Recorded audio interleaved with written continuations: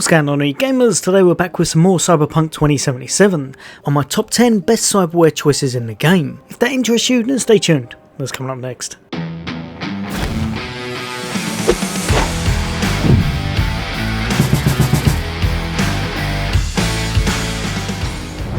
Welcome back everyone. Today we're going to be going over the best cyberware you can currently get.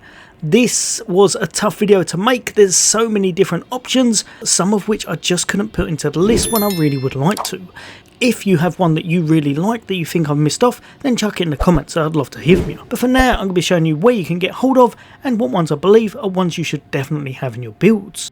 So the first place where we're going to be going to is Watson, just over to here, and that's in Little China, and it's going to be our old pal Victor.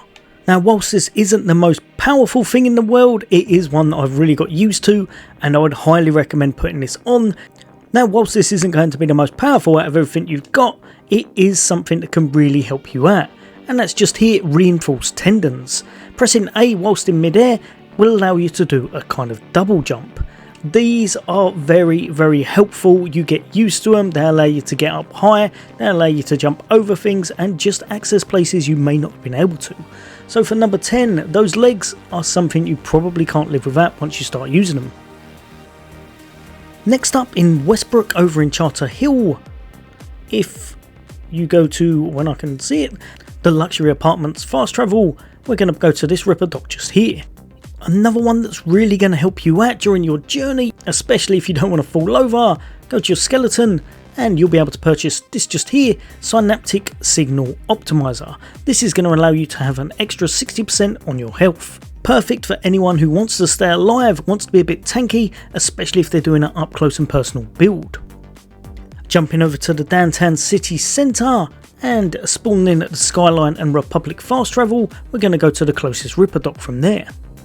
So coming in at number 8, we're going to have another thing that's essential for your builds whenever you can. This is going to help your carry capacity. Perfect for anyone who likes to carry a lot of gear, and especially for anyone who likes to craft. This is going to be titanium bones, increases your carrying capacity by 60%. Without these you will struggle, you'll be walking very slow and you'll have to sell off a lot of gear or dump it on the ground. So being able to carry a lot is very helpful in this game. Next up, we're going to be going to Watson Kabuki, and we're going to be spawning in at the Kabuki Market. From there, you're going to make your way all the way down to the closest Ripper Dock just over here. So for number 7, one that is again very important for keeping you alive and just making you a whole bunch of sturdy, and that's going to be Subdermal armor. This is going to increase your armor by 300, allowing you for a bit of mitigation just in case you're getting hit, which you almost definitely will in this game because you get hit a lot by a lot of enemies. So being able to take some beats definitely helps you out. Next up, all the way down in Santo Domingo Arroyo, we're going to need to go to the fast travel, the Mission Waterfront, and make it to the Ripper Dock that's just down from there. In here, we're going to be able to get for our nervous system, this one right here, Kerenzikov, which I hope I've pronounced right. This one's going to allow a little bit of slow-mo going on in our build, not massively, but it is quite a fun one to use and can really help you out in those tricky situations. So it allows you to aim and shoot while sliding or dodging, and also slows time by 90% for 3.5 seconds when blocking, aiming or attacking during a slide or dodge, with a cooldown of 5 seconds. Where it's only 5-second cooldown, you're able to keep this up very constant, and it works hand in hand with something we got later on as well. Coming in at number 5 in our list, and we're going to be in Hayward Wellsprings. The closest point to get to there is probably the Palms View Plaza. So we're going to fast travel there, then make our way straight over to the Ripper Dock from there. So at number 5 for your circulatory system, we are going to have this right here, Second Heart. Instantly restores 100% of max health whenever your health falls to 0, with a 2-minute cooldown. Has got a very high cooldown, but you can think of this as a second chance or a second life of sorts, allowing you to get up, either run away, live to fight another day of sorts, or just to get up and finish off your foes. Definitely worth having and can really turn the tide of battle. Next up for our number 4 spot, we're going to be making it all the way up the top of the map. We're going to be going to Watson Northside. Best place to go to is this fast travel just here, Pershing Street, and then make our way to the dock from there.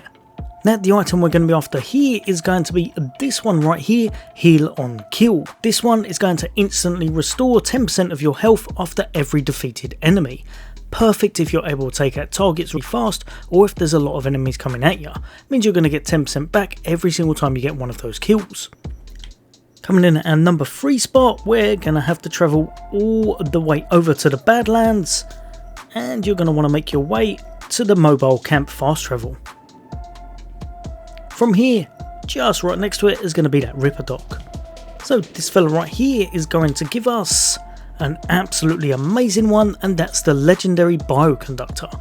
It's going to reduce all Cyberware cooldowns by 30%.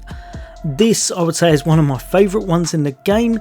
It can really help you out, especially if you're worried about your cooldowns.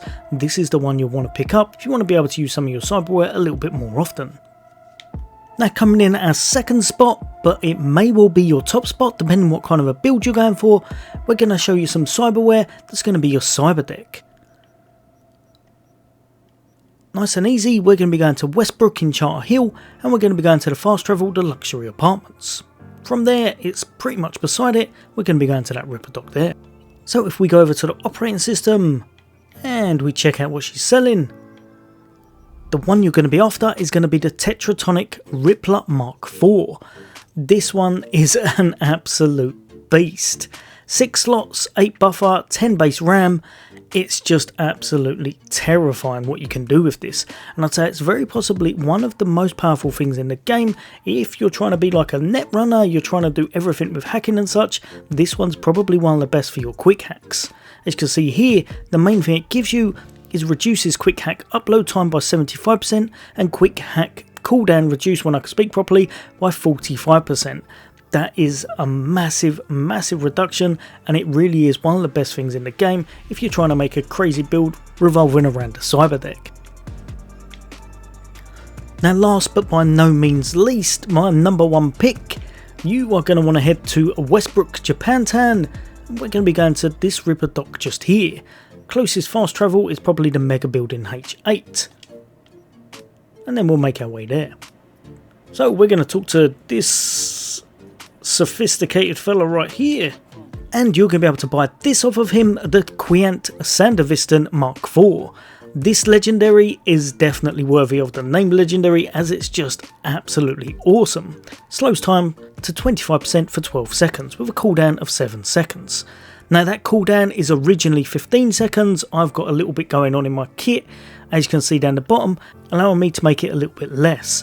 But even at 15 seconds, that's amazing and can really mean you take advantage of it while you're decimating those enemies, and you can walk around in slow-mo and they can't really do much to you.